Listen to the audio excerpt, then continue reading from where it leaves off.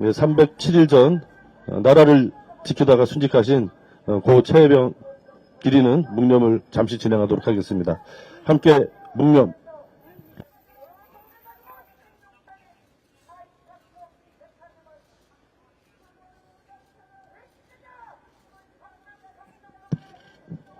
바로 범야권 해병대원 특검법 수용 촉구 기자회견문. 윤석열 대통령은 해병대원 특검법을 즉각 수용하라.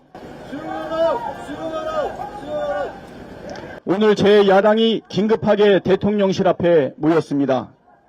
내일 있을 국무회의에서 해병대원 특검법에 대한 거부권 행사를 하지 말라고 윤석열 대통령에게 촉구하기 위해서입니다.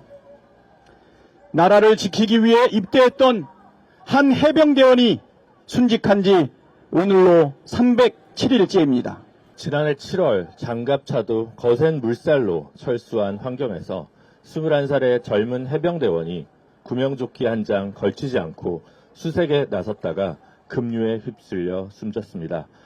벌써 1년 가까운 시간이 흘렀지만 누가 왜 젊은 해병들을 안전장치도 없이 급류 속으로 몰아넣었는지 그날의 진실이 무엇인지 뚜렷하게 밝혀지지 않았습니다. 그런데도 대통령은 제 야당이 한마음으로 통과시킨 특검법에 대해 거부권을 행사하려 하고 있습니다.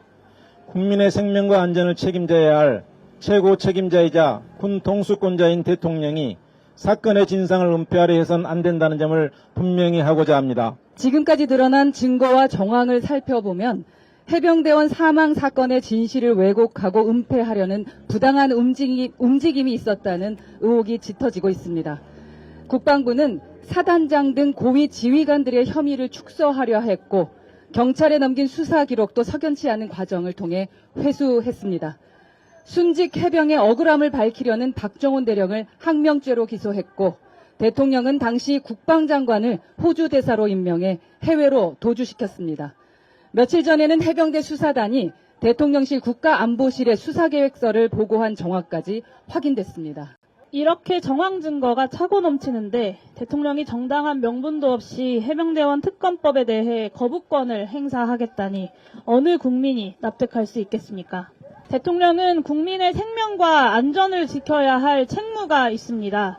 대통령의 거부권 행사는 대통령으로서의 책무를 포기하겠다는 선언입니다.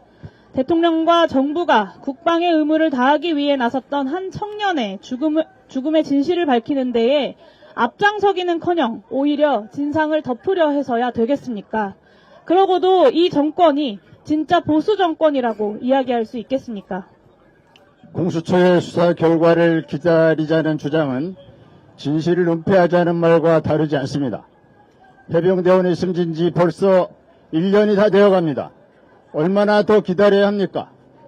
더구나 수사 중이었던 사안에 대해 특검을 도입한 사례도 지금까지 6건이나 더 있습니다. 대통령은 조건 없이 해병대원 특검법을 즉각 수용해야 합니다. 만약 대통령이 10번째 거부권 행사에 나선다면 이는 총선 민심 정면 거부 선언이자 국민안전 포기 선언의 다름 아닙니다. 국회가 통과시킨 법안에 대한 이딴 거부권 행사는 심각한 입법권 침해이자 삼권 분립을 훼손하는 행위입니다. 윤석열 대통령에게 스스로의 잘못을 바로잡을 마지막 기회를 드립니다. 윤석열 대통령은 즉각 해병대원 특검법을 수용하고 공포하십시오. 만약 이번에도 기회의 거부를 한다면 국민이 나서서 대통령에 대한 거부권을 행사할 것입니다. 거부권 행사는 정권 몰락의 시간을 앞당기게 될 것입니다. 부디 어리석은 선택을 하지 말길 바랍니다. 더 이상의 기회는 없습니다. 2024년 5월 20일 기본소득당 용해인 대표, 더불어민주당 박창대 원내대표, 새로운미래 김찬원 정책위 의장, 정의당 김준우 대표, 조국혁신당 황운하 원내대표, 진보당 윤종호 당선인이었습니다. 감사합니다. 개혁신당, 죄송합니다. 개혁신당 허은하 대표입니다. 국민의 명령이다. 최병특검 즉각 공포하라. 국민의 명령이다. 국정기조 전면 전환하라. 국민의 명령이다. 최병특검 즉각 공포하라.